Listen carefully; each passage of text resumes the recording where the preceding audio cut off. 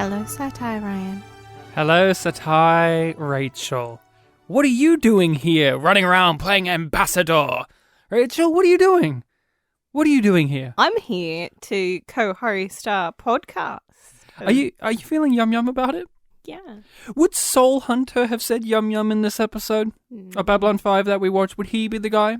No. Who would be the guy or girl or other that would have said yum yum? I think it's Garibaldi. Gotta disagree. I think it's Nagrath. I think Nagrath. You know I'm right. I do know you're right. Yet again. Nagrath would have... You ask me knowing that I'm going to be wrong and then school me. Nagrath would be like, price too high, yum yum. That's what... So, we're Ryan and Rachel. Our show is YumYumPodcast because of the iconic line of dialogue from Star Trek Discovery's second season, Yum Yum. It was so iconic that it in fact traveled back in time and made the writer of Babylon 5 come up with the notion of Babylon 5. He was in the shower and he was thinking about like these two different ideas, and then he thought, then he said Yum Yum, and he went, oh, Babylon 5! I have to write a whole episode about a soul hunting man! Woo! That's how iconic it is. No, that's the logic that you used in unappreciated masterpieces. Right. Here, what is it then? That the line Yum Yum was so impactful that it spawned a new genre of science fiction. That's what it is.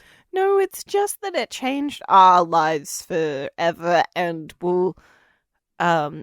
it is the way that we view things now is through the Yum Yum lens. Through the prism of Yum Yum. The prism of Yum Yum. Through our prism of Yum Yum 5, in which we are going through episode by episode Babylon 5 from a rewatch perspective. That's right, rewatch perspective, meaning spoilers, because we are looking at this from that perspective. For this one, Rachel, we are looking at Season 1, Episode 2, Soul Hunter. Woo! Are you scared? Unsettled. Well, the description according to the DVD booklet is as such: he's feared by all. And no wonder. The collector of souls, Morgan Shepherd, who slipped aboard, is a renegade who murders beings instead of waiting for them to die. Every moment he remains here places this station in terrible danger. Someone is about to die, Commander, and it will be at his hands. Rachel, what is your history with this episode of Babylon 5? You adore the absolute fucking shit out of this episode. And I watched it for the first time on my own. And I watched, like I mentioned, the first couple of episodes of Babylon 5 on my own, one after the other. And I remember watching it being like, Ryan's mentioned this so many times. But I didn't appreciate it fully on the first watch. I was like, oh, this is solid. And then watching it... Solid. Wait. Let that one sink in, people. Solid. Yeah, solid. Like soul? I'm adding soul in there because we're soul hunting. Go on, I'm sorry. Yeah, I was apparently that one was so good it went above Rachel's head. No, I was just desperately... It flew by her. We need to grapple it and bring it back to the station for us to look at it. So you were saying you were a little bit underwhelmed by it the first time. I was just trying to ignore your dumbass. No, so I was just like, yeah, that was good. That was as good as the first one. This is holding up. This is feeling like it's forming a good path for itself. And it made sense to me because these first two episodes are not linked in plot, but they are both very heavy in lore and world building. Agreed. As you stated, I've been a big fan of this episode in the past, having been raised with the first season in particular. There are certain episodes and certain performances within episodes that linger with one, and Soul Hunter was always one that I enjoyed because it is an interesting monster of the week type episode, if you will, where you got a random guy on this ship who's causing trouble and a fuss. The idea of a soul hunter was and is very fascinating to me. I think it's an interesting idea to throw into your sci-fi world, but I was always enamored with this episode in terms of the performance of William Morgan Shepherd as the soul hunter. I've always really liked this episode from a performance basis rather than necessarily the script or the characters or the lore of a soul hunter, but more that when I think of Babylon 5, there's lots of guest star characters in there. There's lots of one-offs, but I think I don't think of it like X-Files where you have like, or Star Trek in some ways where you have, this week we have the rogue villain. There's plenty of those for sure, and plenty in season 1, but they don't make as big of an impact as those shows' versions of that idea does. But this particular episode does have that impact. It's because of the lead, because of his performance. I've always remembered it, and he's always been a memorable one-off baddie in a show that I don't often think of one-off baddies in. So it also has that specialty to it of, well, here's this creepy old dude with a weird third eye on his head, and he senses death, and he's just like this old guy. And that's a threat. I love that. It's a threat, like this old man running around. Of it as an eye. I don't know what it is. We can talk about that. I don't know what it is, but it's interesting. Whatever. His makeup design is memorable, to say the least. It's not just he has a bump on his head. He has a whole head prosthesis and a weird thing in the center of his head. I was appreciating the depth and details in his costume as Soul Hunter, but also Delenn, because we get more close-ups that show off the details of her makeup. For better or for worse, in some ways. Because I was noticing in one scene on the left side of her head, the bone wasn't joining to her cheekbones, so it was kind of just hanging there, but the other side was, so it was very distracting. But I didn't notice it in the negative way. I was just like no. The bone always looks fake. It doesn't look like a bone for a start. Like on her in particular. It looks like it on others like Naroon, but that's a conversation for another day. What is your opinions on the episode now? We've watched the show several times. We know that the Soul Hunters come back in a TV movie, but overall, this is their only major ripple in the show. It's lore heavy, lots of that. But what did you feel about it, visiting it again? I thought it was a thing of beauty. Really? This time.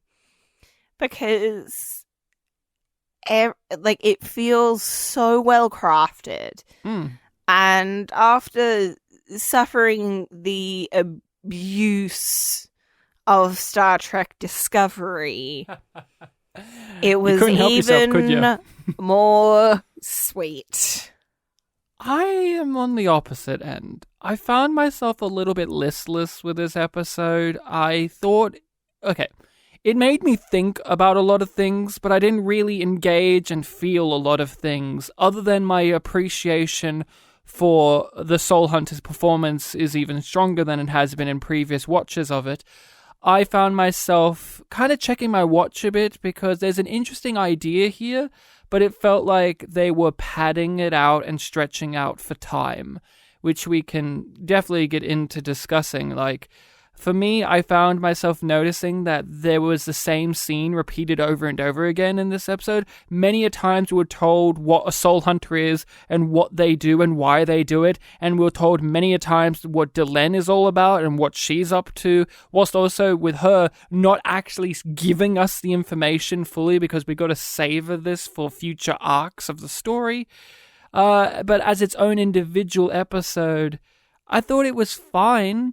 But it was very reminiscent of the pilot to me in terms of lore and world building over character stuff. For instance, whose story was this episode? Yeah, it's an uneven footing between Sinclair and Delenn. What about Franklin? He was involved too. It's or is it the Soul Hunter story? It's a little bit unfocused in that department because it's focusing on giving us lore and world building and telling us about the Mbryo through this outsider character. So that was some of my issues with it. But I did still enjoy this. This is one that still holds a special place in my heart. But just talking about revisiting it and looking at it, I can see why it's in the lower rated episodes of the show. Yeah. Like, the reason that I thought it was a thing of beauty is because I'm comparing it to Discovery. But also because I was specifically watching it looking for details of like, oh, that's really neat. They have like that little thing there and that shows us this, and this actor's decision relates to this thing that's going to happen later, and this is setting up Franklin's character in a really specific way that's really important for how we understand and know him. Let's talk about Dr. Franklin. We're in this stage of the early part of the show in which they are still introducing us to the main roster of characters that are in the opening credits. It takes like 6 or 7 episodes for everyone that's in the intro credits to actually be fully in the show, which is interesting. And also, they don't cram characters in that we've met that don't need to be in this episode. Yeah, Londo didn't need to be in this episode. Jakar didn't need to be. Would have loved to have seen them. Bastard Jakar! He said he knew nothing of this! Jakar! Jakar! Franklin is introduced here, and Franklin is a character that I've grown to appreciate over time. I've always been a big fan of doctor characters in my science fiction shows. They are usually my favorite characters in Star Trek. But for some reason, Franklin never truly grabbed me until the last watch or two of the show. Like the last watch we had before this one, Franklin was in my top 3 characters that I was following in the show. He really, really grabbed me. So he's one that I've had a uppy-down relationship, mainly going up and up as we go along. But what is your feelings and relationship been with Franklin, and what was it like to see him again here? I think I started to enjoy Franklin more in the latter seasons. I think I really started to like him more after the STEM storyline sort of wraps up. Okay. I feel like that's the point where I'm like, okay, I feel like I get you a little bit better and you're dealing with who you are instead of avoiding facing your problems. Yeah. Okay. It was very interesting to see him in this first episode because he's so happy. And he's so joyous. The way that he says hi to Sinclair is just... It's the word I'd used is charged. He walks in with this, like, swagger. He's got this scarf over this trench coat. He just saddles up and he says, his like... medical bag there. He might as well have just, like, done a finger gun action at Sinclair when he said, "Hey, Sinclair." I didn't know if he was super happy to see an old friend, was super happy to be getting this new job, or wanted the fuck. But I got all 3 energies from him in that just singular line delivery, and I smiled. I smiled and went, "Oh, look, this guy's happy to be here. This guy's like fully on board to be the doctor." And we get the little we get the little back and forth at the beginning, explaining what happened to the previous doctor and that Franklin's going to be the new guy. And the storyline that takes place is going to be his first storyline in the series, where his first patient is going to be the Monster Man, Soul Hunter, who we never get to find out their name. It's just Soul Hunter. And I like seeing Franklin again. I thought it was very weird, though, because I'm not used to him, even in this first season, being this happy. Commander Sinclair, it's good to see you again. And I wonder at what point we're going to see that shift with him. Because do you associate this version of Franklin with the one that we see in the rest of the season? No. No, I do not think of Franklin as being cheerful. So do you think it is his character actually has an arc, or do you think it is that the actor and the script perhaps found a different characterization for him? I think the latter. I think so too. I think Richard Biggs and maybe the script walked in being like, he's going to be the happy guy who's a little bit of a skeptic. But as the show goes along, we learn more about his background as a person and what he genuinely believes in, and those things kind of call for more serious portrayal from Richard Biggs to be less of a joker, less of a jovial boy. And I guess also we kind of need that, right, in the show? Out of our human characters, because Sinclair, although serious, he has a bit of a warm side to him. Ivanova, stern but funny. Russian, as she points out in this episode. She's not a pessimist. She's a Russian. Garibaldi is cracking jokes left and right. He's a corny guy. Yep. And I guess so you need someone like Franklin in the human cast of characters who's got more of solid convictions that are up front. And not saying he's not a fun guy. He has his moments, but he's a little bit more of a, workaholic. Yeah, and I think a part of the way that our perception of Franklin changes through this episode is seeing how he responds to losing patience. Yeah, or seeing how in this episode he responds to the greater existential questions in comparison to the other characters, because he's the character in this episode that rejects the notion of a soul and rejects the notion that you could capture a soul. And that is a fascinating thing to throw upon your character, and it makes sense. He's a scientist, he's the doctor. But it doesn't fully align with the religion that we come to know that he has. He kind of does and kind of doesn't, because it feels a bit off, because the part of the whole idea of the fundamentalists, fundamentalists are different. Part of the idea of the foundationalists as a religion is that there's some truth in what all religions agree with, right? Yeah. And most religions agree on the idea of the soul, the spirit. Yeah, but I think in this, to give it defense, I think Franklin objects to the idea that you use science to capture the soul. Oh, yeah, that it's a literal thing. Yes, and I think he objects to that notion of using scientific equipment to capture a metaphysical thing, which I think is completely in line with his character. And I agreed with him throughout the whole entire episode. Convinced me. I agree with him throughout the whole entire episode. Although, what did you think about at the end? He was swayed. He wanted to know what Sinclair saw. It kind of showed you that his convictions here could be swayed a bit. Gets the better of him.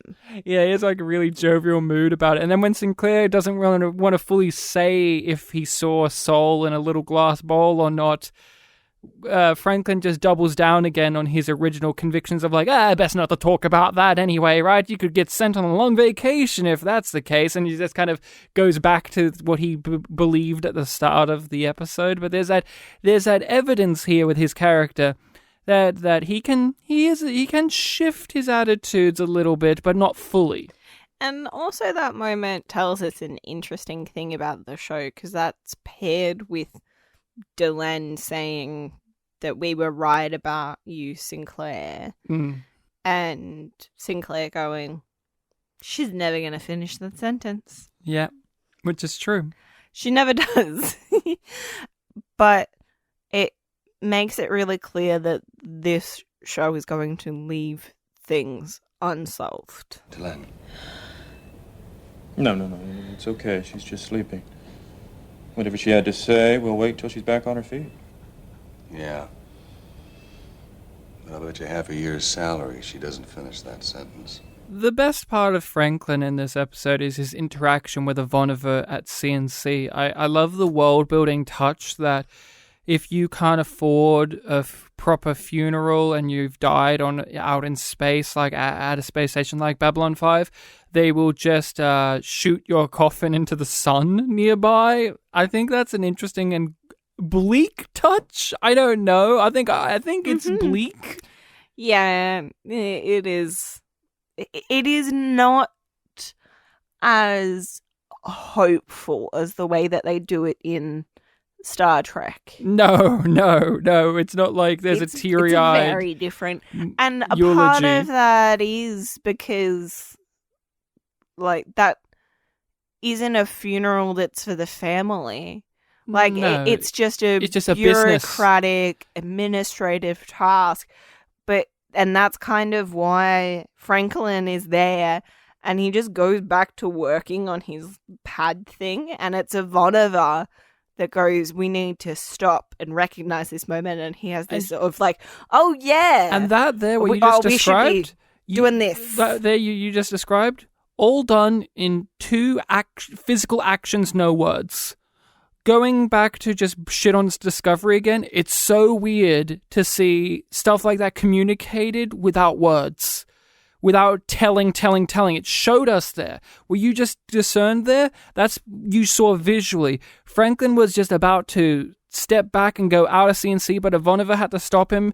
She just gave him a little physical gesture, and then he went into the solemnness of being a part of a funeral, because Ivanova treats it like what it is. It's a funeral. She gives the eulogy or little speech that she gives, and it is a solemn, quiet moment. But you picked up on that little tick there of he was just going to walk out. He's the caring doctor, but this is a bureaucratic thing at this point. They're just ejecting some guy who got stabbed to death into space. He wanted to go straight back to work. It's showing very minorly through body language and silence that he's a workaholic who cares, but he's just got that little bit of detachment there that Ivanova doesn't have. No. Ivanova is attached to life in a meaningful way, in a different meaningful way in comparison to Franklin, because then they have that conversation about life. And that conversation is really interesting on its own. And there's another thing that I want to say about it, but I want to dive deeper into that conversation first. Yeah. Which is, so basically, Ivanova says, it doesn't matter if we live 200 years as humans, we will still be that. We will still make mistakes. The same mistakes. Very, very clearly an allusion to the classic statement, to err is human. Yes. To make mistakes is to be human. So it doesn't matter how long we live, we will still be fuck-ups. It will still take us over half of our lives to figure out who we are and what we want to do. And I love there's so much to dig into with this conversation, because Franklin looks at it from his perspective, which is a scholarly perspective. His viewpoint in a manner is, if we live long enough, we'll learn more, meaning that we will get better. The more we learn, the better we will be. The longer we are around, the more we'll learn, thus the better we'll be. Approaches life as a series of scientific experiments of and starting knowledge, with our hypothesis, testing the hypothesis, learning, adapting, trying something new. It's a ongoing cycle of improvement and betterment. And he wants to see himself improve as a person and humanity. While Ivanova looks at it from what he thinks is a pessimistic perspective, what she says is a Russian perspective, but is in a way... And may just be both. But what it is in a huge way when you look at the show's perspective on life and death. We should not be these immortal beings that live forever, because eventually we will grow despondent and detached to the importance of life. The importance of life is failure. And in the case of this episode, death helps define life. Yes. And that is a part of what she's putting down. And you get so much knowledge of these two characters' worldviews from that conversation, without them just saying 100% what we have just said. There's a lot to intuit there, but there is stuff that is contextually there that we could point to and say, look, that's in this conversation, and you could go to this reasoning for these characters. Here's a doctor, here's a scientist, his viewpoint that he bestows in that conversation would lead us to the perspective that we have just bestowed because he's a scientist, he's thinking from a scientific perspective, da-da-da-da-da, and his detachment, minorly so, about the guy's funeral, again, leads us to the stuff. And what we know about Ivanova, although she's rigid and stiff and but she's very frank. She says what she believes outright, and she does have a warmth and humanity underneath the coldness. See, she puts up that it's a front, what she's doing. She's putting up this harsh persona, but underneath this, she's got some wisdom and some knowledge that is a lot warmer in a way than Franklin, the caring doctor. Not to say that he doesn't have any of these things. It's not to say that he's a cold-hearted bastard, but between the two of them in this conversation, we walk away at the end of it, at least I do, on the side of Ivanova. So there are another two kind of little things that I want to talk about with that scene. One is something that could have come off really fucking cheesy. Mm-hmm. And I think that it has in other sci-fi that we've watched, which is the changing of from dust to dust, from stars to stars. Right. In the little speech that she gives at the kind of faux funeral. Yeah. Is that like, well, yep, that makes sense to say from dust to dust would kind of still work, but from stars to stars, makes it really as they shoot him into a specific star, and sci-fi specific. Mm-hmm. And I liked that little touch, and it feels really earnest when she says it. Yeah. And we've seen that in other sci-fis, and it feels utterly ridiculous. I think it's because we also, as viewers, as rewatchers, know that Ivanova is a deeply religious character. Mm-hmm. She's very Jewish. So there's a sincerity to her doing what we would consider a very spiritual thing in this scene, because we know her to be a spiritual person. Yeah. And that links into the other thing that I wanted to say, which was I really appreciated them stopping and showing that moment, because it sets up how deeply Ivanova is affected by death. And she's only letting herself feel a little bit of this for a stranger, and it still surprises Franklin how deep she feels it. Yeah. And it makes it make even more sense to me, having that in my mind, for when her father dies, and she just won't do it. She won't stop. She won't let herself feel it, because she knows how deep that pain is. It's also brief, isn't it? Typical human lifespan is almost 100 years. But it's barely a second compared to what's out there.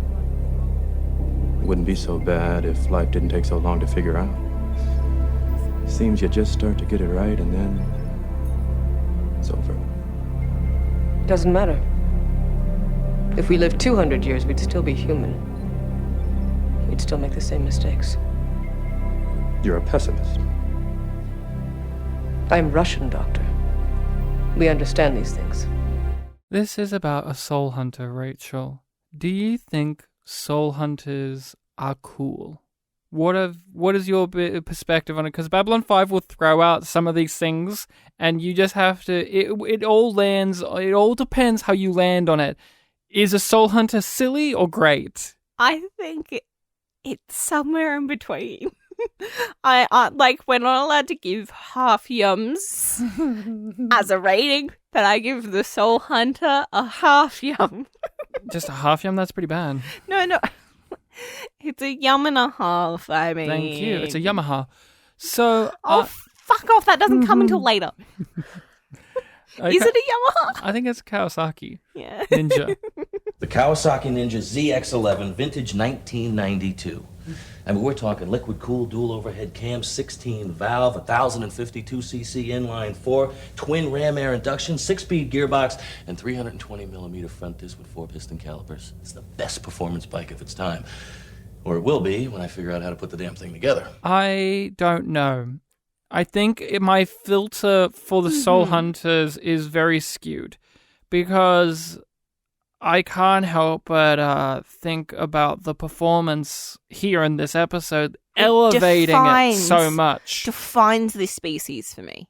It elevates my position on them so much. And I say this because then there's the Soul Hunter film, and no offense, Martin Sheen's a great actor, but I walk away from the River of Souls being like, I don't know, I think the Soul Hunters are kind of stupid. I don't like them. Here, having you learn too much about them in the movie. And just seeing them walking around in normal lighting as well with their heads and stuff. Here, he's in purpley lighting. There's lots of smoke and nonsense there. But I don't know if Soul Hunter is cool or not. I think it sounds cool. Like, the idea of a Soul Hunter is a fascinating one, but is it also... Is it too much of like a fantasy idea for this science fiction show? I don't know. I think that they make it fit. And I think a part of that is us actually seeing the equipment that he uses and that it needs to be set up and prepared and all that sort of stuff. And I do think it sounds like a great idea. But it's really hard to make it work. They sense death. That is their sixth sense. They sense death. It is just a biological function of them. And in this, we are presented that they have used this function and contextualized it and put meaning to it in terms of now we must use our abilities to sense death to preserve life. With this ability of sensing death, what else could they do?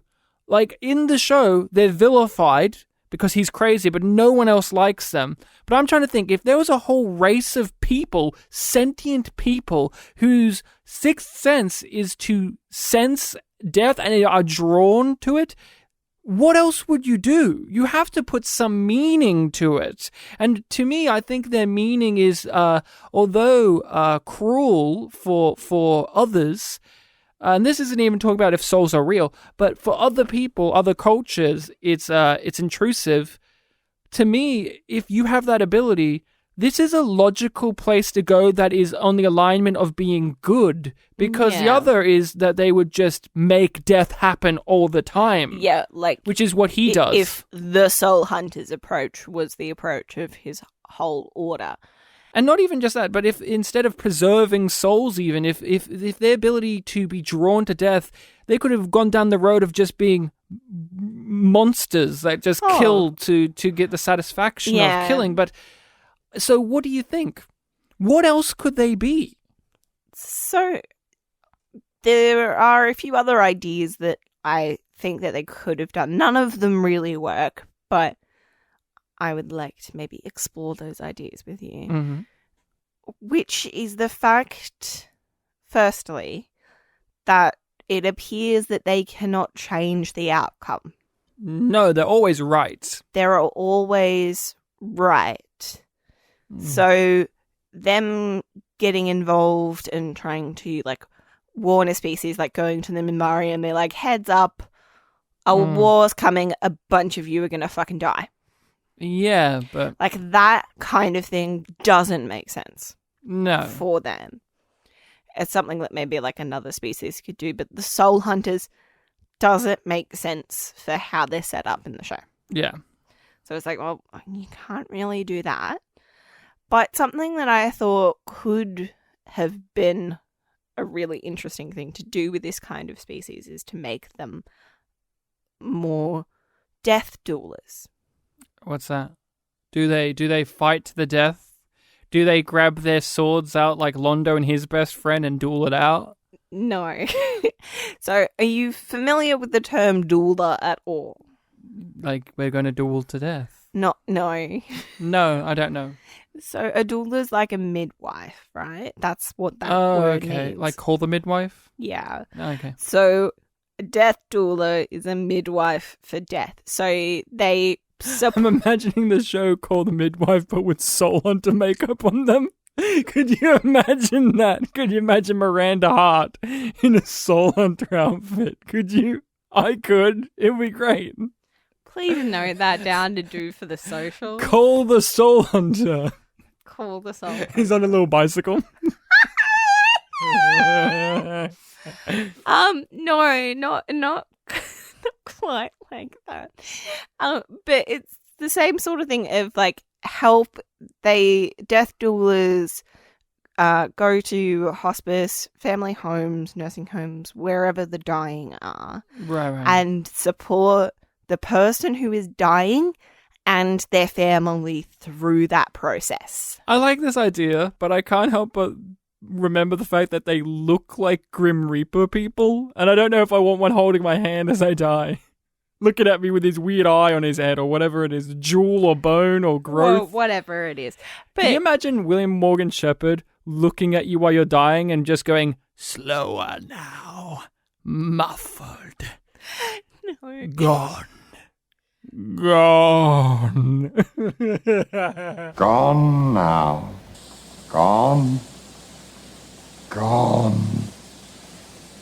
Gone. If you could only see.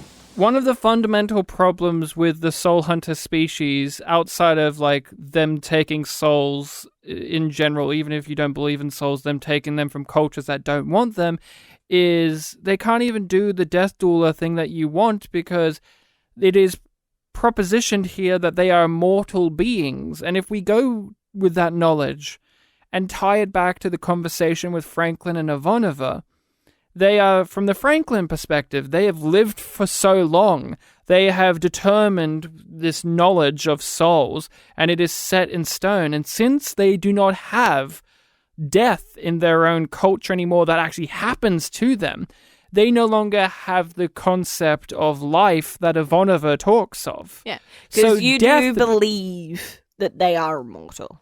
Yeah, because we will meet characters and races in the show that are immortal, and these guys may be ancient beings that have decided what is best for everyone, as we will see with many other ancient beings in the show. But my point being is, if they are immortal and they are walking around capturing souls, my proposition is they do not understand the importance of death, even though they can sense death.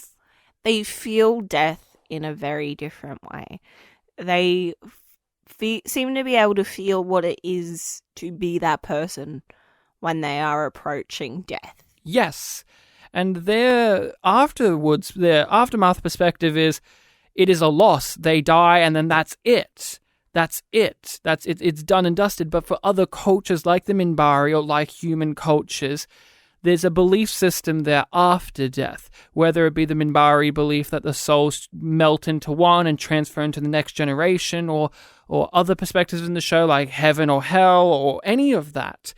They don't have that perspective because they are immortal. They do not die. And since their ability is to sense death, they have decided that we must stop death in any way, shape, or form, and this is the only way that they can do it for others, which is to preserve souls, and only good stop ones. Oblivion from happening to select souls. And that's also what makes them a menacing foe in the galaxy, is they're elitists. They don't even want to protect everyone. They just want to protect... He had a list of them, and one of them was like the mad lunatics or something like that. And it was a wonderfully weird list of people he wants to save. The dreamers, the poets. I wanted them to say the tinker, tailor, soldier, spy. Not all.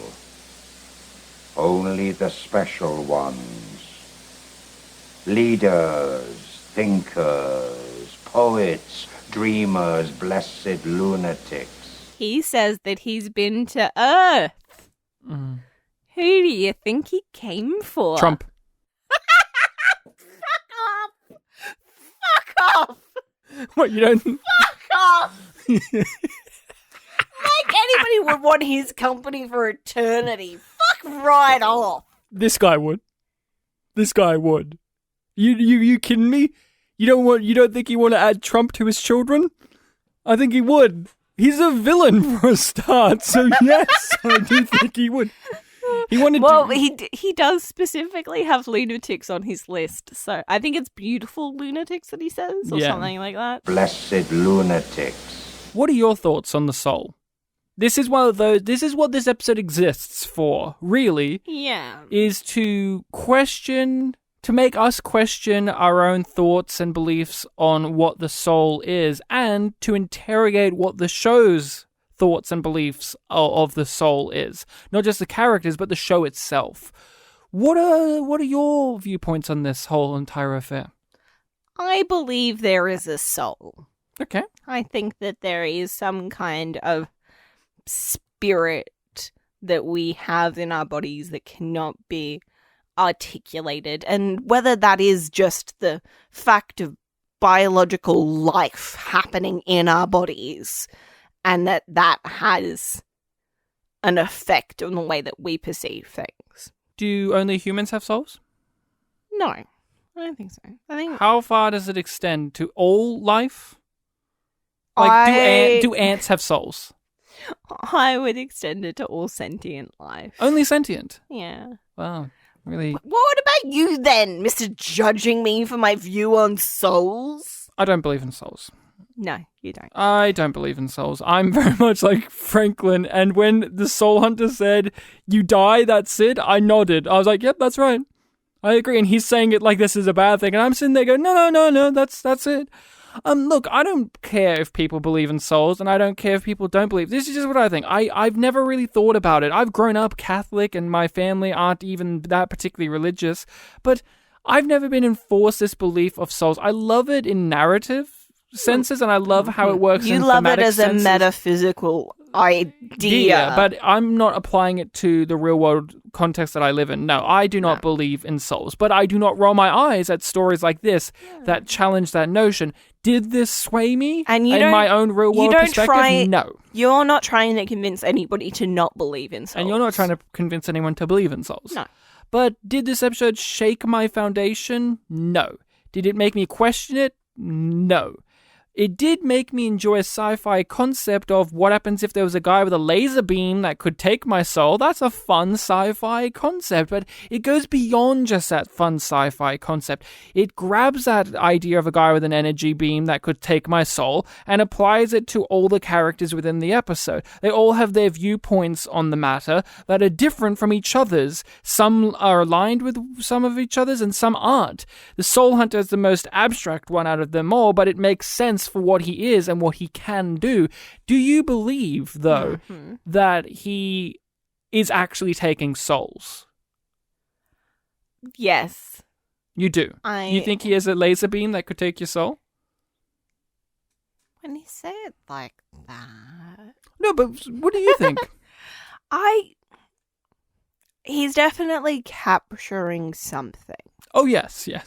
Like, we see that. And I am currently hedging my bets a bit and leaning more towards a mix of what Franklin said of, like, that's capturing, like, the personalities and the memories of the person. And that's what the Soul Hunter means by capturing their soul.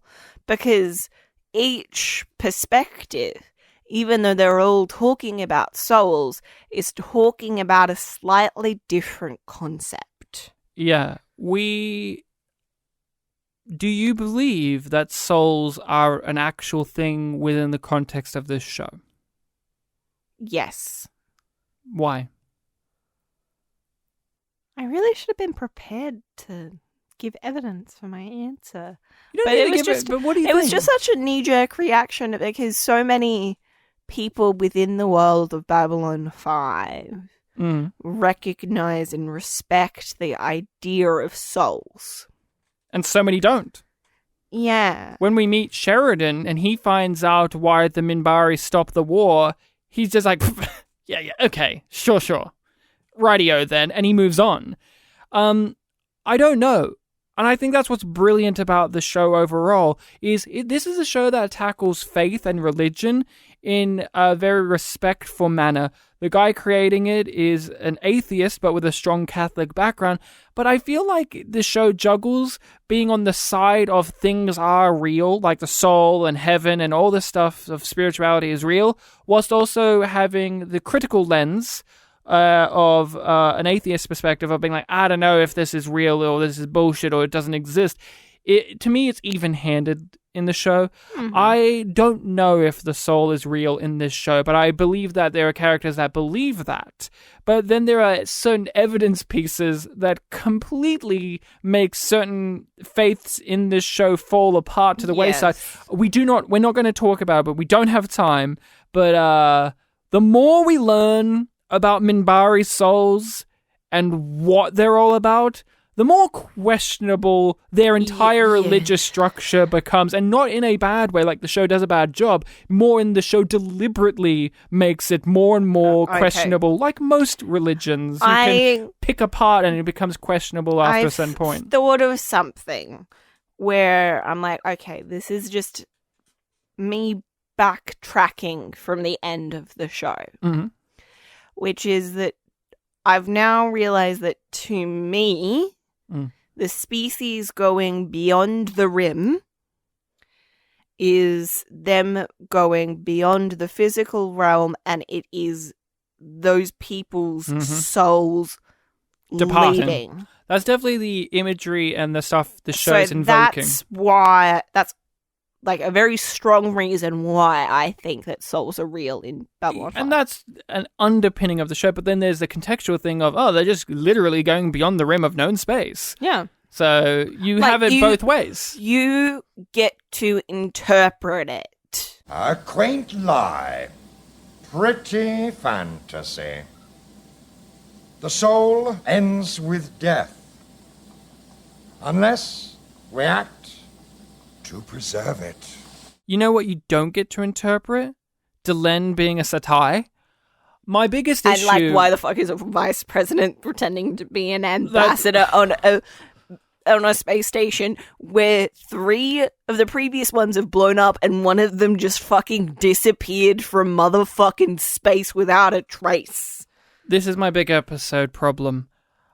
There's so many pieces of information repeated again and again and again and again and again. It's just like if you start watching after the second ad break, you get to find out again. And if you've been watching from the start, you get to find out 5 motherfucking times. There was so many. We get it. Maybe just have. I could sit here and say this is how this could be fixed. This. But the issue is still at hand. Is the 2 pieces of information we hear over and over again is the Soul Hunters mythology of them being able to do this and what they do of specific souls, and that Delenn isn't actually is not an ambassador, but she's one of the head people of the entire fucking Minbari government, and she's on this space station pretending to be ambassador or acting like one. What purpose? For further lore. I am a fan of this episode, but I don't know if I can say that I like it fully because of that reason. I feel, as much as we've talked about character stuff, this chooses mythology, lore, and world building and foreshadowing stuff far more than I would like. Again, to tie to the first episode, Midnight on the Firing Line, had all of this stuff too, but it also had far more character moments. And the Soul Hunter episode, I don't know whose story this is supposed to be. Who's learning what here? Not who's learning specific information about Delenn being a satai, but what did they thematically learn here? What did Sinclair thematically learn here? Did it challenge his beliefs on souls? No, because we never really got to find out what his beliefs on souls really were. Did it challenge Franklin's? No, because this wasn't Franklin's story. He was in the background of it. And Delenn, what did it challenge her other than she was physically challenged by having her blood drained from her? And we got to learn some interesting lore about them having more blood than us. What do you think about all of these statements here? I think they're all true. One of the big differences between the way that we are interpreting and analyzing this episode is you are really holding it on its own. And I am choosing to focus on how it relates to the rest of the show and how so many little moments build up things and connect things. Would you say this is a pivotal episode, though? No.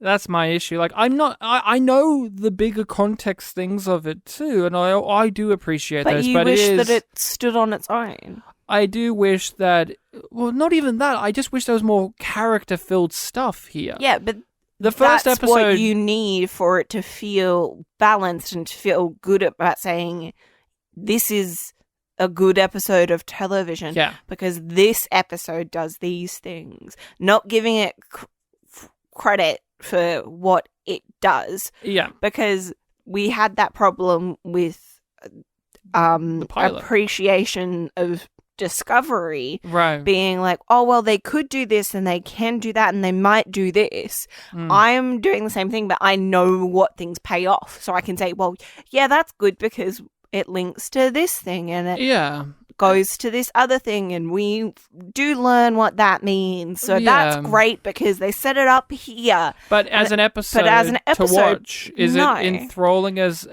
to me? It has to be an episode instead of feeling like I'm reading stuff on the wiki. And the only thing that really pushes it over for being a really good episode to watch is the conversation between Ivanova and Franklin being really well done, really well acted, really well said, and the performance from William Morgan Shepherd. And of course, Rachel, McGrath. He's here. He's here. What were your thoughts on when you saw this big praying mantis? Now, remember, people, I said to Rachel that this was a really good science fiction show. Yeah. So, when you saw the big praying mantis from Buffy in this, how did you feel? I was just like, well, yeah, okay, of course. You whatever. just accepted the big praying mantis boy? I did. And then you were like, oh, what did you think of McGrath? And I was like, who? And you were like, the giant the giant insect. And I was like, when was that? How could you forget? He's only in like 5 episodes of the whole show. You never forgive that I do not have such a deep attachment to McGrath. McGrath is the dumbest thing in the show. I'm going to call it now. Everyone shits on Byron and Warren Keffer and all these things. Those are bad. But this is one of the dumbest things in the show because McGrath only has one thing he does, which is give people the ability to walk around the ship real good. And how he does that is by saying, the price will be high. Take a drink every time McGrath wiggles his arms and talks about how the price will be high. What did the Soul Hunter pay him with? Does the Soul Hunter have the money? Where did the Soul Hunter get money from? I just assumed that they go from place to place like vultures. I didn't think that the Soul Hunter earned money, or did he steal money? Where's the Soul Hunter story in which he robbed a bank with his Soul Hunter beam, right? Where did he get money from to pay McGrath? Oh, can we appreciate, this is such a tiny thing. It's so stupid, but I loved it so much. McGrath has these two rhinoceros-looking bodyguards, or whatever, weird bodyguards outside, and the Soul Hunter walks up, smacks his foot on the ground, and goes, "Huh!" and they separate in fear of him. And it was the dumbest thing I've ever seen in the show. At this point, it was so stupid. Because it's just like, McGrath has hired these people to try and protect him. And they're just wusses. And an elderly old man who goes, "Huh!" makes them afraid. It was the yum yum moment of the episode. And this is he even just said yum yum, and then that's no, just one yum yum. And this is before we see the giant praying mantis guy, who looks terrible. He looks garbage because he's in this really bright lighting to show off how fake he looks. It is just so weird. I miss McGrath though. Give me more McGrath. Every new person who's watched this show, other than you that I've encountered, are weirdly drawn to McGrath. It's either in a mocking way or in a sincere way. They're drawn to him because he's this weird thing that doesn't belong in the show. Like how we said in the pilot, there's certain aliens and certain sci-fi things that don't feel like they belong, and they eventually phase them out, just like Nagrath. Nagrath does not feel like he belongs in the world of Babylon 5. Like, the giant praying mantis guy doesn't feel like he belongs here. It does make sense that there is somebody like him in Down Below. Yes, like a criminal alien warlord guy, cool. Big praying mantis guy who's just like, must pay price higher. I don't know if that's the guy. I don't know if that's the guy that we want to be. Just think about this. The giant praying mantis outsmarts Garibaldi. Yeah. All the time. All the time. Garibaldi can't arrest the giant praying mantis guy. How funny is that? How bad at his job? Garibaldi's so bad at his job, Delenn can just take his gun from him without even trying. Yep. Garibaldi sucks, but in the best way. I love Garibaldi, but like as a security guy, he can't even arrest the praying mantis. He can't even capture the elderly old man with a ruby in his head, and he lets an ambassador lady steal his gun. Far out, guy. I can see why he got fired from place to place he's been serving at. That guy needs to get his shit in check. And this is when he's sober. Ask a silly question, get a silly answer. Now we come to the actor's spotlight. Spotlight! Where we pick a particular guest spot actor from the episode and discuss them as a performer in this episode and an actor in general. What we know them from, what other people may know them from. Yeah, highlight them in general. So, and there was only one choice. Which was the second Soul Hunter guy, of course, the one who came on and spoke in a very British accent. You were about to say. Oh, yeah, William Morgan Shepherd. So, Rachel, tell us. Who is the Soul Hunter. The Soul Hunter. And I think the best Soul Hunter out of them all. I think he set a standard that no one, even including Martin Sheen, could ever reach. So tell us a little bit about him, Rach. Okay, he was born in 1932, died in 2019. I was bummed when he passed away. Like, I mean this sincerely. He was one of those character actors. Because of this, I really paid attention to, and when I heard he passed away, there was like this big sigh of sadness because, he was a character actor and he played roles only he could play. And there was like this great loss in the entertainment world to me of, we're not going to have that essence that he brings to a role is lost. Just like how he says in this episode about souls, but like not to be funny, but like he was one of those character actors I was genuinely bummed about passing away. But hey, he was working right up till the end, a real professional. Yeah, I think his last credit was 2017. Yeah. His first credit was when he was 29. Wow, he entered the film and TV scene a bit later than you would expect, huh? Are you going to mention who his son is? We've got to mention who his son is. Go on, talk about him, because you've seen him in more stuff than I have, I think.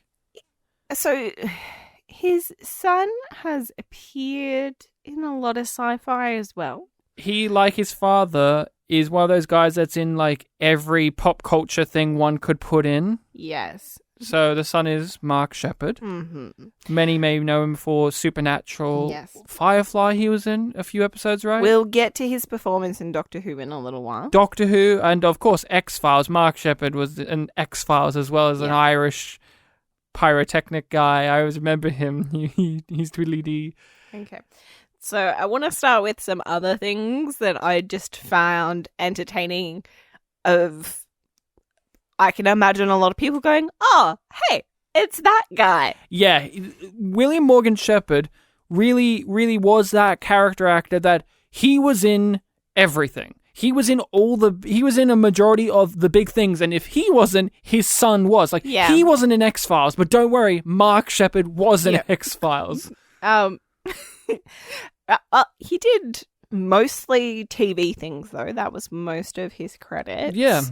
But the two films that I picked out as just being like, of course he's in those. How did I forget that he just has a random appearance in these two movies? Yeah. One that I haven't watched and one that I have.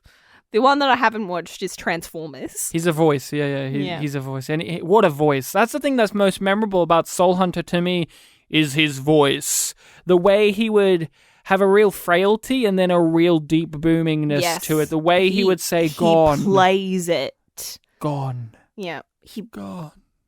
Yes, Beautiful. he has like such a sense of appealing to his audience and trying to manipulate them of like the people who are in that scene with him because he has a specific purpose. He's channeling three important things as Soul Hunter just through his voice. He's imposing, he's frail, and he's insane. Yes. All three are captured so beautifully in some of the same lines of dialogue with just his voice alone, just him. What a voice. And then the other is Over Her Dead Body. Oh, he was a priest. Yeah. I want to talk about that. For some reason, this creepy old man, and I say this in the most loving of ways because he had a look to him, played priests a lot. He was a priest in Dexter and It's Always Sunny in Philadelphia, which is just wonderful. I remember him in both, actually, because I don't know why. I guess he just liked playing priests. I guess someone looked at the Soul Hunter and thought, priest? Yeah, I guess so. Did you remember he was in Gilmore Girls? He was an elder of the town or something. That's interesting, right? I have a few that I thought were interesting. Like, for most people, this guy, he's in a big amount of pop culture stuff. He was in Max Headroom. He was in a lot of Max Headroom stuff early on. And then he was a prominent voice of one of the villains in Biker Mice from Mars. A lot of voice work. He was in the Medal of Honor games as well as like one of the generals, which I found interesting. But I remember recently in my watching of television shows, I was watching Mad Men just before the pandemic hit, and he showed up as Price's father. And instantly when I saw him, I did this. I clicked my fingers, pointed at the screen, and yelled, "Perfect casting!" Yeah. Perfect casting, because he was just perfect as like the old British guy who's disappointed. Perfect casting. Anything else that you want to talk about that he was in? Every Star Trek. Okay. Pretty much, he was in the movies a lot, and he was in 2 of the movies, 6 and 09. In 4 Star Trek things, mainly. Yes. So he was in Star Trek Undiscovered Country. He was the Klingon prison warden guy on the Commander, colony. Yeah, with the one eye, because he himself only has one eye, or had one eye. Yes, that happened when he was young due to like a botched surgery. I didn't know that. I just thought he had a walkie eye this whole time. I remember him in TNG. He stole Data's body in the Schizoid Man, I do believe. I read he was in Voyager, and I couldn't remember the episode of Voyager. So it's called Bliss, but I don't remember who he is. In Bliss, it's the one where a wormhole appears that leads to the Alpha Quadrant, and that's how they get the letters back. Yeah. And 7 of 9 is just like, okay. I don't get no letters. I guess everybody's excited to get back. And he was in the Abrams movie as a Vulcan, which I think is the weirdest casting choice for this guy. I think and I remember was just when a voice in that. He was physically there, and we watched it recently on our Patreon, and I pointed and said, "Hey, that's William Morgan Shepherd." But let's talk about Doctor Who. We've got to talk about Doctor Who. It was probably one of my most favorite little things Stephen Moffat's era ever did, which was have Mark Sheppard play the young version of this character in the 60s. And then when we travel, his name? No, he was They say it all of the fucking time in that episode. I don't remember. It's Carlton, Delaware. Canton. Mark Sheppard plays the young version, and when they travel to modern times, the old version's played by William Morgan Shepherd, and it was cute. It was so endearing. It was so fun and cute. Did you know, though, Rachel, that William Morgan... He was the runner-up for Jakar? He was the runner-up for Jakar, and that's what I was going to lead to, was he was in another episode of Babylon 5 as Jakar's uncle. Yeah. So, how do you feel about that knowledge that this guy could have been Jakar? I can't imagine it not being Andreas. I think William Morgan... He would have brought a very different thing. I think he would have been less jovial of a character. I think he would have been a far more stern character. I get that vibe from William Morgan Shepherd as an actor. I've seen him in many things, and he's usually pretty stern. I don't see him as jovial as Andreas Katsoulis or as hammy. I can't imagine Shepherd being able to do the turn. I that could. Jakar takes. I just can't imagine anybody doing that as well as I Cthulhu. actually could see him. It's just more like It would be so different to me. I think it would be more stern. Yeah. That's what I'm saying. Like, I think Jakar would be a less light character Oh, if he had played definitely. still a compelling one. I think he Yeah. would have nailed it in that sense, but it would be a darker It would character. have been enthralling, but I really like the levity of the performance of Jakar that we do get. But yeah, William Morgan Shepherd, I love his performance in this episode. It really does elevate it. Just memorable, menacing things like the way he would stand and the way he would move his body and the voice in particular, his teeth and his eyes. And you know what's a lovely little moment that really lets us know that he is a threat in a very specific way that you kind of only appreciate once you're rewatching the episodes. It's like one of the first proper shots that we get of him is that close up of his eyes opening up when the death happens. And then no, before that even, I think. Yeah, while it's happening. No, like he can kind of sense that that's happening, that's starting, and he doesn't want to let them know that he's awake and that he's switched he's on. just silently standing there. So no, he just because it just pans over to his eye and it opens for a second. Then he closes it. And then he closes it with such purpose. Such and it's shifty slow because one. it's just like, no, now is not the time. Any questions? Si, do, re, cho, ma. He's all yours, Doctor.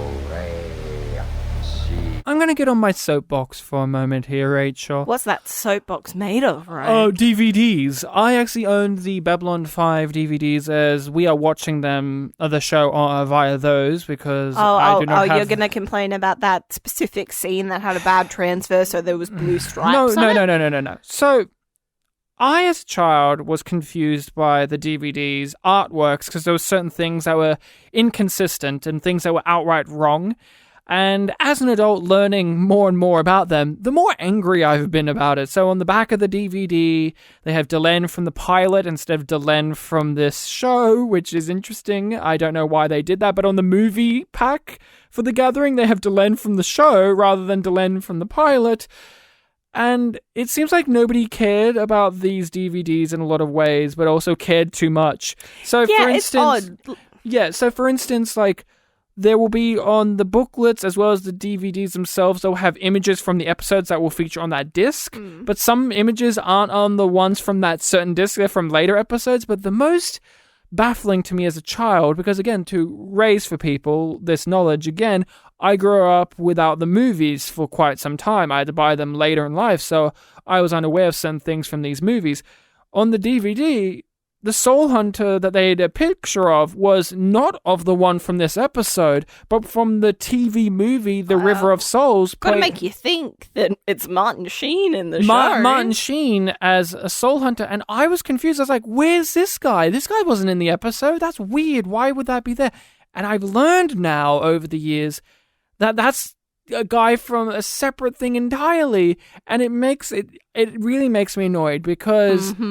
That's not the guy from the episode. Not only is it not from the episode, I look at it and go, what, they don't have respect enough to put William Morgan Shepherd's one on the disc, on the cover, on the artwork? That pisses me the fuck off. Out of all the inconsistencies of the DVDs, the second season has like a Mbryo ship upside down. That pisses me off too. But this one pisses me off the most because there's a lack of respect there.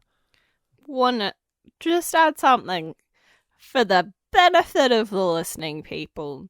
This annoys Ryan so much that he will often refuse to put the DVD in the DVD player because he doesn't want to see it. / he's being lazy. Or 2, if he does, I'll complain. He will tisk at the DVD as he gets it out of the packet and puts it in. He's like... It just upsets me because every single time. Because in a way, to me, it's just dismissive of Warner Brothers or whoever put this DVD together of his performance and this characterization. Like, that's the guy, not Martin Sheen. Martin Sheen's in the fucking movie. I don't give a shit about Martin Sheen's performance or not. That's not the point. It's the point of they're erasing William Morgan Shepherd on the DVD cover art, and that's silly to complain about, but it's a niggling thing. And I wanted to bring it up as something because it is a part of something that affects me on the rewatches. I watched the episode going, this guy's great. They couldn't even put him on the cover art, though. Yeah, they couldn't even put him on the cover art. You give the DVD packaging a yum. Yeah, I give that a yum. What would you give this episode? Yum being bad or yum being good? I want to hear from you first. I think I'm going to give it a yum. Yeah. It's very similar to the pilot to me, in which there's lots of cool stuff happening here. Makes you think, makes you feel. But in a way, there's actual less character stuff than in the pilot. Mm-hmm. And to me, I think that's a big detriment. I like the Soul But Hunter. Garibaldi says who he is. Oh, there you go. So yum now, right? Right? She's falling apart, guys. You changed your rating, right? What do you give this? A yum being bad like me, or a yum being good? Okay, so I've sung the praises of this episode, and it's a yum. Yum. Why? I'm actually shocked. How did you get here? This isn't My Beautiful Wife. Oh. Because as an episode, it's yum. It's okay. It's not great. It is great because I chose to see what's good in it. There are many faults with this episode, with the lore, with the script, with the balance, with the perspective character. All of those things are true criticisms. Mm-hmm. Just because I really enjoyed watching it on this specific instance, I feel like it's more of a yum than a yum. Fair enough. After discussing it, you changed my mind. I changed your mind. So, Rachel, we'll be covering another episode of Babylon 5 on the next Babylon 5. According to the DVD booklet, the third episode is called Born to the Purple, and the description is wonderful. So let's hear it, shall we? When it comes to political manipulation, Londo Mollari knows where the skeletons are buried. His purple files hold scandalous secrets about Centauri royal families. When it comes to love, even wily Londo... that wily wabbit Londo may fall victim to a plan to seduce those hush-hush tales from him. That is so perfect. Adira! The better Adira character in our sci-fi shows we've covered, or will she be? I don't know, she's played by a lot of vagina. That's it, Rach. Where can people find us on the internet? They can find us on various social medias at YumYumPod and YumYumPodcast, including Twitter, Instagram, Facebook, Reddit, TikTok, Tumblr, all of the socials, everyone, including Bebo. Rachel's looking at me like, you really pulled the Bebo card, huh? You just, MySpace, AOL, all of them.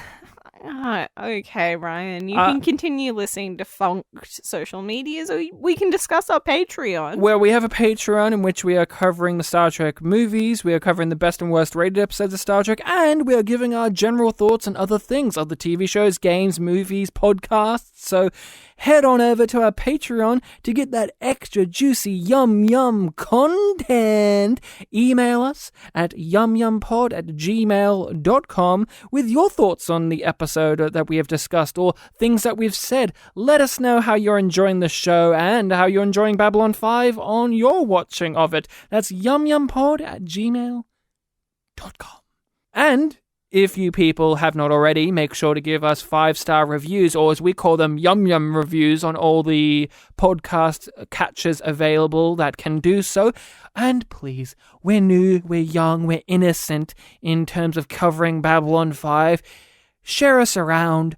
Tell all your friends that are into Babylon 5 that, hey, these people called the YumYumPodcast, they're actually pretty good. They're doing Babylon 5 right now. You should check it out. That's it, Rach. There's only one way to wrap this episode out, like every episode. I think we agreed now. It's a tradition. It's a tradition to say it.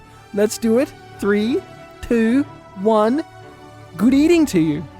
I really thought you were going to do a fake out, so I didn't say it.